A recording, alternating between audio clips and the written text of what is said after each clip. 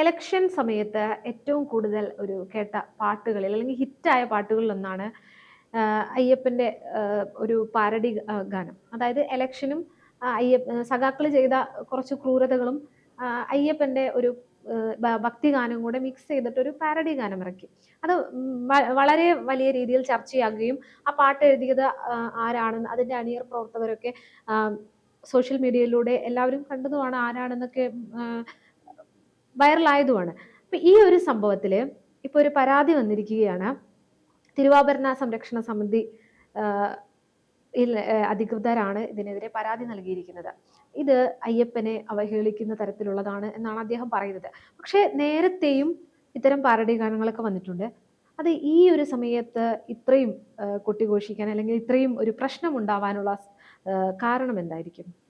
അല്ല, ഈ തിരുവാഭരണ സംരക്ഷണ സമിതി പരാതി കൊടുത്തതല്ല ഇതിനകത്തെ ഒരു പ്രധാനപ്പെട്ട സംഭവം പറയുന്നത്. അതിനെ CPM ഏറ്റുപിടിച്ചു എന്നുള്ളതാണ് രസകരമായ. വേറെ വഴിയില്ലല്ലോ, കാരണം അത്രയധികം അവരെ ബുദ്ധിമുട്ടിച്ച അല്ലെങ്കിൽ അവർക്ക് ചോദ്യമില്ല ഈ ഒരു കാര്യത്തില്. അത്രയധികം അവരെ അപമാനിച്ച അല്ലെങ്കിൽ അവരുടെ തനി നിറം തുറന്നു കാട്ടിയ ഒരു പാട്ടാണ്. ചെറിയ കുട്ടികൾ വരെ ഇവിടെ പാടി നടക്കുന്നുണ്ട് ഈ ഒരു ഗാനം. നമുക്കറിയാം 78-ൽ ഇറങ്ങിയ ഒരു വീരമണി പാടിയ ഒരു മനോഹരമായ ഒരു അയ്യപ്പ ഭക്തിഗാനം അതിന്റെ ഒരു പാരഡി എന്നുള്ള നിലയിലാണ് അത് എഴുതിയിരിക്കുന്നത്. ഈ പറയുന്ന അടുത്തിടെ നടന്ന വലിയ വിവാദമായിരിക്കുന്ന ശബരിമലയിലെ സ്വർണ്ണക്കൊള്ളയുമായി ബന്ധപ്പെട്ട സംഭവങ്ങളെ, അത് ശബരിമല അയ്യപ്പന്റെ ഒരു പാട്ട്, അതിനോട് എന്താ പറയുക, പൂർണ്ണമായിട്ടും ഇടകിച്ചേരുന്ന രീതിയിലുള്ള ഒരു വരികളുമായിട്ട് ഒരു പാട്ട് വരുന്നു.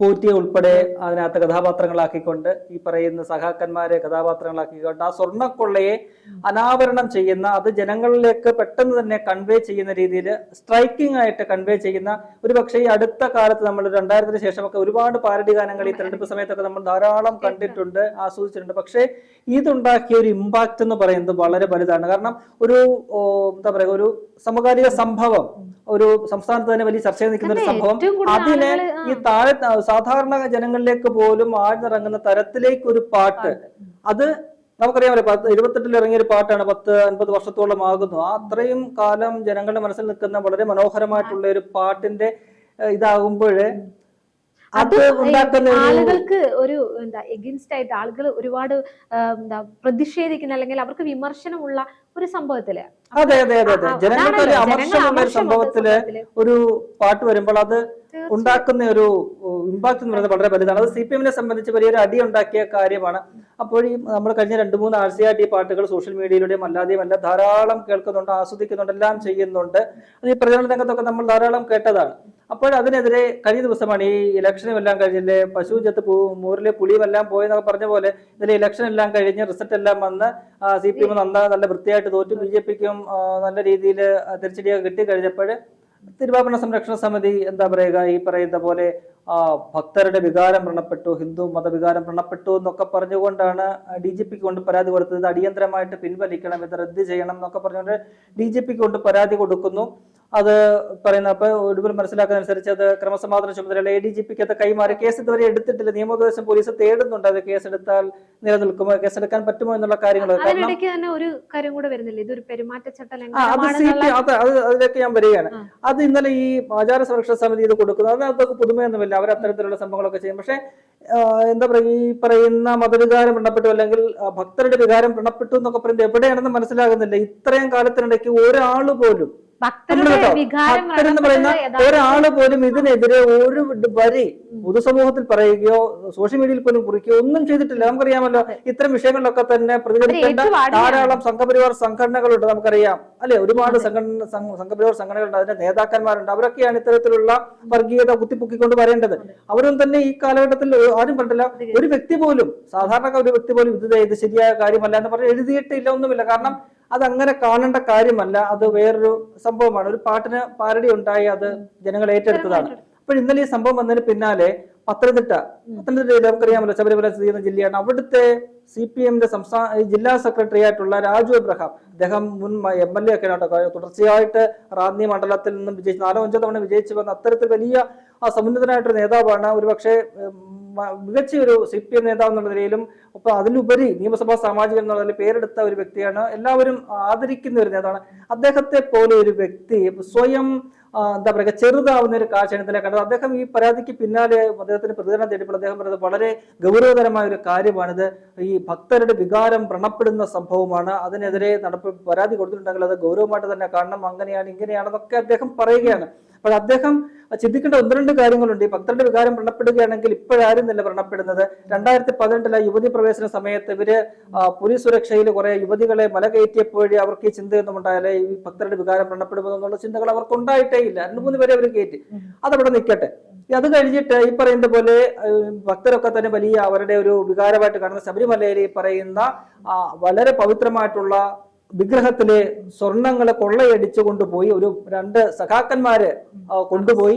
ആ സഖാക്കന്മാര് ജയിലിൽ കിടക്കുന്നു, അവർക്കെതിരെ നടപടിയൊന്നുമില്ല. അപ്പോഴും ഈ പറയുന്ന വികാരം വ്രണപ്പെടത്തില്ല അല്ലെ? ഈ പറയുന്ന ശബരിമല അയ്യപ്പന്റെ സ്വർണ്ണാഭരണങ്ങളാണ്, വിഗ്രഹത്തിലെ സ്വർണ്ണമാണ് ഇവർ കെട്ടുകൊണ്ടുപോയത്, അപ്പോഴും വികാരം വ്രണപ്പെടത്തില്ല. ആ സംഭവം നടന്ന ഒരു സംഭവം അത് ജനങ്ങളിലേക്ക് എത്തിക്കാൻ വേണ്ടിയിട്ട് ഒരു പാട്ട് എഴുതി കഴിഞ്ഞാൽ അത് വികാരം വ്രണപ്പെടുത്തുന്നതാണ്, മാടയാണ് കോടയാണ് ഒക്കെ അവർ ഇങ്ങനെ പറയുകയാണ്. എന്ത് ലോജിക്കാണെന്ന് പറയുന്നത്? CPI കേരളീയ പൊതുസമൂഹത്തിന് വേണ്ടി സ്വയം അപഹാസ്യരാകുന്ന, സ്വയം ഇലിഭ്യരാകുന്ന കാഴ്ചയാണ് നമ്മൾ കണ്ടുകൊണ്ടിരിക്കുന്നത്. അവരെ സംബന്ധിച്ച് അവര് പ്രതീക്ഷിക്കാത്ത രീതിയിലുള്ള വലിയ തിരിച്ചടി തെരഞ്ഞെടുപ്പിൽ നേരിട്ടു. അവർ പ്രതീക്ഷിച്ചില്ല. കാരണം അവർ കഴിഞ്ഞ 9.5 കൊല്ലത്തെ സർക്കാരിന്റെ ഭരണ നേട്ടങ്ങളാണ്. സർക്കാർ ഇവിടെ മലമറിച്ചു, സർക്കാർ ഇവിടെ തേനും പാലും ഒഴുക്കി എന്നൊക്കെ കുറെ 96 സമയത്ത് നായനാർ സർക്കാർ അങ്ങനെയായിരുന്നു. 2001 തെരഞ്ഞെടുപ്പിനെ നേരിട്ട് തേനും പാലും ഒഴുക്കിയ സർക്കാരാണെന്ന് പറഞ്ഞുകൊണ്ടാണ് നേരിട്ടത്. പക്ഷേ 2001 100 സീറ്റുമായിട്ട് UDF അധികാരത്തിൽ വരുന്ന ഒരു കാഴ്ച കണ്ട് വലിയ തിരിച്ചടി അവർക്കുണ്ടായി. പിന്നീട് നമ്മൾ കണ്ടതാണ് 2004 ദേശീയ തലത്തിൽ BJP ഇന്ത്യ ഷൈനിങ് എന്ന് പറഞ്ഞുകൊണ്ട് തെരഞ്ഞെടുപ്പിനെ നേരിട്ട് വലിയ തോൽവി അവർ നേരിടുന്ന സംഭവം. അതേപോലെ കഴിഞ്ഞ 9 വർഷമായിട്ട് ഇരട്ടച്ചങ്കൻ പിണറായി വിജയൻ ഞങ്ങളുടെ നേതാവ് നേതൃത്വത്തിലുള്ള സർക്കാർ കേരളത്തിൽ എമ്പാടും അങ്ങനെ കേരളത്തെ തന്നെ ലോകത്തിന്റെ മാതൃകയാക്കി മാറ്റിയിരിക്കുന്ന ഒരു സംസ്ഥാനം. അവിടെ ഞങ്ങൾ തെരഞ്ഞെടുപ്പിനെ നേരിട്ട് ഞങ്ങൾക്കൊന്നുമില്ല, എതിരാളികളൊന്നും ഞങ്ങൾക്ക് ഒന്നുമല്ല. ആ രീതിയിലായിരുന്നു യാതൊരു പ്രതിപക്ഷ ബഹുമാനമില്ലാതെ, പ്രതിപക്ഷത്തെ പരിഗണിക്കാതെ, പ്രതിപക്ഷമൊക്കെ നിങ്ങൾ ഇതിനെ തെരഞ്ഞെടുപ്പിൽ മത്സരിക്കുന്നത് എന്നുള്ള ഒരു മനോഭാവത്തിലാണ് ഇവരൊക്കെ തന്നെ കണ്ടുകൊണ്ടിരുന്നത്. ഞങ്ങൾ തെരഞ്ഞെടുപ്പിൽ ഞങ്ങൾ നാമനിർദ്ദേശ പത്രിക കൊടുത്താൽ മതി, ഞങ്ങൾ ജയിച്ച് കയറിയ 100 സീറ്റ് ഞങ്ങൾ ജയിക്കും എന്നുള്ള നിലയിലാണ് ഇവര് കരുതിയിരുന്നത്. പക്ഷെ അവിടെ നിന്നുണ്ടായ അടിയെന്ന് പറയുന്നില്ല, ഓർക്കാപ്പുറത്ത് കിട്ടുന്ന അടിക്ക് വലിയൊരു ആഘാതമാണല്ലോ ഉണ്ടാക്കുന്നത്. ആ രീതിയിലാണ് ഇവർക്ക് ഇതുവരെ നേരം എടുത്തിട്ടില്ല, വിളിവ് വന്നിട്ടില്ല. ഈ തോൽവിയുടെ ആഘാതം തോറ്റിട്ടില്ല എന്നാണ് പറയുന്നത്. അത് പുറമെ ഇങ്ങനെ പറയുന്നതാണ്. പക്ഷെ അവരെ കണ്ടു കഴിഞ്ഞാൽ MP ഗോവിന്ദന്റെ ഒക്കെ മുഖഭാവം നമുക്ക് കണ്ടാൽ അറിയാം എത്രത്തോളം അദ്ദേഹം നാണം കെട്ട്, ഈ മുഖം അദ്ദേഹത്തിന് മൂടാൻ പറ്റാത്തതുകൊണ്ട് തുണിയിട്ട് മൂടുന്നില്ല എന്നേ ഉള്ളു, തൊപ്പിയിടുമെന്നൊക്കെ നമ്മൾ പറയത്തില്ലേ, ആ രീതിയിൽ ഇരിക്കുകയാണ്. അപ്പോഴ് ഈ പറയുന്ന 9.5 കൊല്ലത്തെ സർക്കാരിന്റെ നേട്ടങ്ങളൊന്നും തന്നെ ഒന്നുമായില്ല. അവർ പറയുന്നത് ഈ ആന്റി വലിയ അടിക്കാരനാണെന്ന് ആന്റി മാത്രം പറഞ്ഞുകൊണ്ട് നടക്കുന്ന ഒരു സംഭവം ഉണ്ടല്ലോ. ആ രീതിയിൽ ഇവരിങ്ങനെ പറയുന്നത് ഞങ്ങൾ വലിയ സംഭവമാണ്, ഞങ്ങൾ വലിയ സർക്കാരാണെന്നൊക്കെ. ആ രീതിയിൽ വലിയൊരു തിരിച്ചടി നേരിട്ടിരിക്കുന്നതിനെ എങ്ങനെയെങ്കിലും ഒന്ന് മറയ്ക്കണം, ആ ചർച്ച ഒന്ന് വഴിമാറ്റി വിടണം. മനസ്സിലായി? ചാനലുകളെല്ലാം ഇപ്പൊ കഴിഞ്ഞ കുറെ ദിവസമായിട്ട് ഇതാണ് ചർച്ച എന്ന് പറയുന്നത്. ഇവരുടെ തോൽവി, ഇവരുടെ വിലയിരുത്തലുകൾ, ഇവർ ഇത് മനസ്സിലാക്കാത്ത സംഭവങ്ങൾ നാണം കെട്ടിരിക്കുകയാണ്, ചർച്ചയ്ക്ക് പോകാൻ പറ്റാത്തൊരവസ്ഥയാണ്. അപ്പോൾ ഇതിനെ ഒന്ന് വഴിതിരിച്ചു വിടണം. ഈ ഇരുട്ടുകൊണ്ട് ഓട്ടയടയ്ക്കുക എന്ന് പറയുന്ന ഒരു സമീപനമാണ് അവർ സ്വീകരിച്ചുകൊണ്ടിരിക്കുന്നത്. അത് ഈ പൊതുസമൂഹത്തിന് വേണ്ടി അവരെ സ്വയം ഇലിഭ്യരാക്കുന്ന, പരിഹാസ്യരാക്കുന്ന ഒരു സമീപനമാണ്. അതിലുപരിയായിട്ട് CPM വലിയൊരു കളിയാണ്, തീക്കൊള്ളി കൊണ്ട് തലചൊറിയുന്ന കളിയാണ് കളിക്കുന്നത്. ഇതിനകത്ത് വർഗീയതയുണ്ട്. അല്ലെങ്കിൽ ഇന്നിപ്പോൾ വീണ്ടും പറയുന്ന രാജു അബ്രഹാം പ്രതികരിക്കുമ്പോൾ പറയുന്ന അദ്ദേഹം മുസ്ലിം ലീഗും കോൺഗ്രസും ധ്രുവീകരണത്തിന്, മതധ്രുവീകരണത്തിന് വേണ്ടി നടത്തി എന്നൊക്കെയാണ് പറയുന്നത്. BJP-ക്കാർ പോലും ഇതുവരെ ഇത്തരം പരാമർശം പറഞ്ഞിട്ടില്ല. ഇതുമായി ബന്ധപ്പെട്ട് പറയേണ്ട പല നേതാക്കളുമുണ്ട്, അവരുടെ പേരൊന്നും എടുത്ത് ഞാൻ പറയുന്നില്ല. സംഘപരിവാറിന്റെ നേതാക്കന്മാർ സാധാരണ ഇത്തരത്തിലുള്ള വിഷയങ്ങളിൽ വന്ന് അങ്ങേയറ്റത്തെ വർഗീയത പറയുന്ന, തീവ്രവാദങ്ങൾ പറയുന്ന നേതാക്കന്മാരൊക്കെ തന്നെയുണ്ട്. അവരൊന്നും തന്നെ മിണ്ടാതിരിക്കുന്ന ഘട്ടത്തിലാണ് CPM-ന്റെ നേതാക്കന്മാർ, പ്രത്യേകിച്ച് രാജു അബ്രഹാമിനെ പോലെ എല്ലാവരും ആദരണീയനായിട്ട് കാണുന്ന ഒരു നേതാവ്, അദ്ദേഹത്തിൽ നിന്നും ഇതൊന്നും പ്രതീക്ഷിച്ചില്ല. അദ്ദേഹം സ്വയം ചെറുതായി പോവുകയാണ് ഇത്തരം പ്രതികരണങ്ങളുടെ. അദ്ദേഹം പറയുകയാണ് ഇത് ധ്രുവീകരണത്തിന് വേണ്ടി ഇവർ ശ്രമിക്കുകയാണ്, ധ്രുവീകരണം നടത്തുകയാണ് ചെയ്തിരിക്കുന്നത്, എന്താ പറയുക മതവികാരം വ്രണപ്പെടുത്തുന്ന നടപടിയാണ് ഇതെന്നൊക്കെ പറഞ്ഞുകൊണ്ട് അങ്ങേയറ്റം ഈ തീക്കൊള്ളി കൊണ്ട് തലചൊരിയുക എന്ന് പറയുന്ന, അല്ലെങ്കിൽ ഈ പ്രതിപക്ഷ VD സതീശൻ പറയുന്ന പോലെ പച്ചവെള്ളത്തിന് വർഗീയത, തീപിടിപ്പിക്കുന്ന വർഗീയത എന്നൊക്കെ പറയുന്ന രീതിയിലുള്ള ഒരു നിലപാടിലേക്ക് അങ്ങേയറ്റം തരം താണ്, അല്ലെങ്കിൽ സംഘപരിവാറിനെ പോലും നാണിപ്പിക്കുന്ന തരത്തിലുള്ള വർഗീയത പറയുന്ന രീതിയിലേക്ക് CPM മാറുക. അവർക്ക് അതേ പറ്റത്തുള്ളൂ, അല്ലാതെ അവർക്ക് ഇപ്പോൾ പിടിച്ചു നിൽക്കാൻ പറ്റാത്ത ഒരു സാഹചര്യത്തിലേക്ക് വന്നിരിക്കുകയാണ്. ആ രീതിയിൽ ആ ഒരു പാരഡി ഗാനത്തെ അവർ മാറ്റുന്നു എന്ന് പറയുമ്പോൾ അവരുടെ എന്താ പറയുക, ഈ അവരുടെ ഒരു അവസ്ഥ, നിസ്സഹായ അവസ്ഥ, ദയനീയ അവസ്ഥ കേരള പൊതുസമൂഹത്തിൽ തുറന്ന് കാട്ടപ്പെടുകയാണ്. അവരിനി ഇപ്പോൾ തെരഞ്ഞെടുപ്പ് കമ്മീഷനിൽ പരാതി കൊടുക്കാൻ പോവുകയാണ്. ഇതിനകത്തെ പെരുമാറ്റച്ചട്ട ലംഘനം ചൂണ്ടിക്കാട്ടിക്കൊണ്ട് തെരഞ്ഞെടുപ്പ് കമ്മീഷന് പരാതി കൊടുക്കാൻ പോകുന്നതെന്നൊക്കെയാണ് അവർ പറയുന്നത്. അത് അവർ നടത്തട്ടെ, എന്താണെന്ന കാര്യം എന്ന് വെച്ചാൽ നടക്കട്ടെ. തെരഞ്ഞെടുപ്പ് കമ്മീഷൻ എന്താ നടപടി എടുക്കാന്ന് വെച്ചാൽ വെക്കട്ടെ. ഇത് പൊതുവായിട്ടുണ്ടായ ഒരു സംശയമാണ്. കാരണം അത് ആ തെരഞ്ഞെടുപ്പ് ആ സമയത്തൊന്നും അതാണ് പറഞ്ഞത്, അവിടെയൊന്നും അവർക്കൊരു വിഷയമില്ലായിരുന്നു. ഈ തോൽവി വന്നു കഴിഞ്ഞപ്പോഴാണ് അവർക്ക് ഇതിന്റെ ഇത് വന്നത്. ഞങ്ങളെ തോൽപ്പിച്ച ഒരു പാട്ടാണല്ലോ, അവരെ ആരെങ്കിലും തോൽപ്പിച്ചു കഴിഞ്ഞാൽ അവരോട് വലിയ ഇതായിരിക്കുമല്ലോ. മനുഷ്യരോട് മാത്രമല്ല, ഈ പറയുന്ന പോലെ പാട്ടുകളോടും ഒക്കെ തന്നെ അവർക്ക് അലർജി ആയിട്ട് മാറും. ഞങ്ങളെ തോൽപ്പിച്ച ഒരു പാട്ട്, അതിനെതിരെ എന്തെങ്കിലും നടപടി എടുക്കണം. നമുക്കറിയാലോ, പണ്ട് പിണറായി വിജയൻ ഈ മൈക്കിനോടും ഒക്കെ തന്നെ കിടന്ന് ബഹളം ഒക്കെ ചെയ്ത അന്ന് അമ്മാതിരി ഐറ്റംസ് ആണ് ഇവരൊക്കെ. പിന്നെ ഇതൊന്നുമല്ല രസം, ഇതിനെക്കാട്ടിൽ ഏറ്റവും വലിയ രസം എന്ന് പറയുന്നത് ഇവർ കിടന്നിപ്പോൾ പറയുന്ന ഈ പാട്ട്, ഈ അയ്യപ്പന്റെ ശരണഗീതമാണെന്നൊക്കെ പറയുന്ന പാട്ട്, അതിനെതിരെ പാരഡി എഴുതിയതാണ് CPM-നെ നോവിച്ചിരിക്കുന്നത്, അവരുടെ ഈ വികാരത്തെ വ്രണപ്പെടുത്തിയിരിക്കുന്നത്. പക്ഷേ വർഷങ്ങൾക്ക് മുമ്പ് തന്നെ ഇതേ പാട്ടിന് കോൺഗ്രസിന്റെ സമുന്നതനായ നേതാവ്, അന്നത്തെ മുഖ്യമന്ത്രിയായിരുന്ന K. കരുണാകരനെതിരെ പാരഡി പാട്ട് എഴുതിയിട്ടുണ്ട് ഇതേപോലെ. അന്ന് നമുക്കറിയാം 91 മുതൽ മുഖ്യമന്ത്രിയായിരുന്ന സമയത്ത് കരുണാകരന്റെ ഈ യാത്ര, അദ്ദേഹം ഈ നമ്പർ 1 സ്റ്റേറ്റ് കാറിൽ പോകുന്ന സമയത്ത് അദ്ദേഹം അമിതമായ സ്പീഡിൽ പോകുന്ന സംഭവം, പല അപകടങ്ങൾ ഉണ്ടായിട്ടുണ്ട്. അദ്ദേഹത്തിന് അതിന് അപകടം ഉണ്ടായ ഹോസ്പിറ്റലിൽ കിടന്ന സംഭവങ്ങളൊക്കെ ഉണ്ടല്ലോ. അദ്ദേഹത്തിന്റെ ജീവൻ നഷ്ടപ്പെട്ടത് കഷ്ടിച്ചായിരുന്നല്ലോ. ആ സമയത്ത് അദ്ദേഹത്തിന്റെ ആ സ്പീഡിനെ കുറിച്ച് എഴുതിയ ഒരു പാട്ടുണ്ട്, മന്ത്രിയെ പയ്യപ്പോ പയ്യപ്പോ മന്ത്രി എന്ന് പറഞ്ഞുകൊണ്ട്. അന്നത്തെ ഈ പറയുന്ന പോലെ പാട്ടുകൾ എഴുതുന്ന കുറെ കാസ്റ്റുകൾ ഉണ്ടല്ലോ, ഈ പറയുന്ന കുറെ ഇതുണ്ട്, കലാഭവനെ പോലുള്ള, അതിൽ എഴുതിയ പാട്ടുകളാണ്. അത് കഴിഞ്ഞ ഒരു 10-15 വർഷം മുൻപ് ഈ പറയുന്ന CPM-ന്റെ പാർട്ടി ചാനലിലെ കലാഭവൻ അന്തരിച്ചു പോയ കലാഭവൻ മണിയും പിന്നീട് നാദൃശയും ചേർന്ന് പാടുന്നുണ്ട്. അത് അവര് സംപ്രേഷണം ചെയ്യുന്നുണ്ട്. അപ്പോൾ ഇതൊക്കെ അവർക്കാകാം. കരുണാകരനെതിരെ ഒരു പാട്ട് എഴുതി, ഒരു പാരഡി പാട്ട് എഴുതി, ഇതേ പാട്ടിന് തന്നെ ഒരു പാരഡി ഗാനം എഴുതി, അത് ആഘോഷിക്കാം, തങ്ങൾക്ക് എന്തുമാകാം. അത് തങ്ങൾക്കെതിരെ വന്നു കഴിഞ്ഞാൽ അത് അംഗീകരിക്കാൻ പറ്റത്തില്ല എന്നുള്ളൊരു നിലപാടാണ്. CPM-നെ സംബന്ധിച്ച് അതിങ്ങനെയാണ്, അവരെല്ലാ വിഷയങ്ങളിലും അവരിങ്ങനെയൊക്കെ തന്നെയാണ്, നമുക്കറിയാമല്ലോ.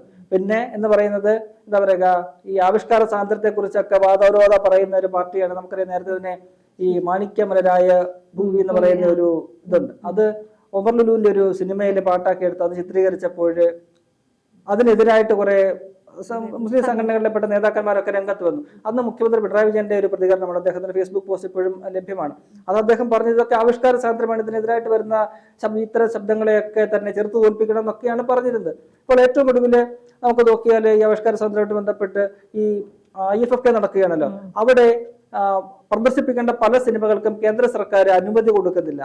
ഇപ്പോൾ പേരിന്റെ ഇതിൽ പോലും ബീഫ് എന്നുള്ളൊരു സിനിമയ്ക്ക് പോലും കേന്ദ്ര സർക്കാർ അനുമതി കൊടുത്തില്ല. അപ്പം തന്നെ പലസ്തീനുമായി ബന്ധപ്പെട്ട പല സിനിമകൾക്കും അനുമതി കൊടുത്തിട്ടില്ല. അതിനൊക്കെ എതിരെ ശക്തമായ ഭാഷയിൽ പ്രതികരിച്ചുകൊണ്ടിരിക്കുകയാണ് ഇപ്പോൾ മുഖ്യമന്ത്രിയൊക്കെ തന്നെ. അപ്പോൾ ഈ പറയുന്ന ആവിഷ്കാര സ്വാതന്ത്ര്യത്തെ എന്നും വലിയ രീതിയിൽ കാണുകയും അതിനു വേണ്ടിയിട്ട് ഘോരഘോരം വാദിക്കുകയും പ്രസംഗിക്കുകയും ഒക്കെ ചെയ്യുന്ന ഒരു പാർട്ടിയും ഒക്കെ തന്നെയാണ്. ഇതേപോലെ സാധാരണ ഒരു വളരെ ലഘുവായിട്ടുള്ള ഒരു സിമ്പിളായിട്ട് കളയേണ്ട ഒരു കാര്യം, ഒരു CPM-നെ പോലൊരു പാർട്ടി ഒരിക്കലും മുഖവിലേക്ക് പോലും പാടില്ലാത്ത ഒരു സംഭവമാണ്. അതൊരു പാട്ട്, ആ പാട്ടിന്റെ രീതിയിൽ കണ്ട് അതിനെ വിടേണ്ടതിന് പകരം ആ പാട്ടിനെ ഇനിയിപ്പോൾ കോടതി കയറ്റാനായിട്ട് പോകുന്ന ഒരു സംഭവം, പൂറ്റിയെ കയറ്റിയെന്ന് പറയുന്ന ആ പാട്ടിനെ ഇനി കോടതി കയറ്റാനായിട്ട് CPM അരയും തലയും മുറുക്കിയ രംഗത്തിറങ്ങുന്ന ഒരു കാഴ്ചയാണ്. അത് മറ്റൊന്നുമല്ല, ആ പാട്ട് അവരെ വലിയ രീതിയിൽ ഈ തെരഞ്ഞെടുപ്പിലെ തോൽവിക്ക് ഒരു കാരണമായിട്ടുണ്ട്. അവരെ തോൽപ്പിക്കുന്നതിന് വലിയൊരു ഘടകമായിട്ട് മാറിയ പങ്ക് വഹിച്ച ഒരു പാട്ടാണ്. അതിനെതിരായിട്ടുള്ള അവരുടെ ഒരു പ്രതിഷേധമായിട്ട് മാത്രമേ ഇതിനെ കണ്ടാൽ മതി. അല്ലാതെ ഈ പറയുന്ന ശബരിമലയിലെ അയ്യപ്പനോടുള്ള സ്നേഹമോ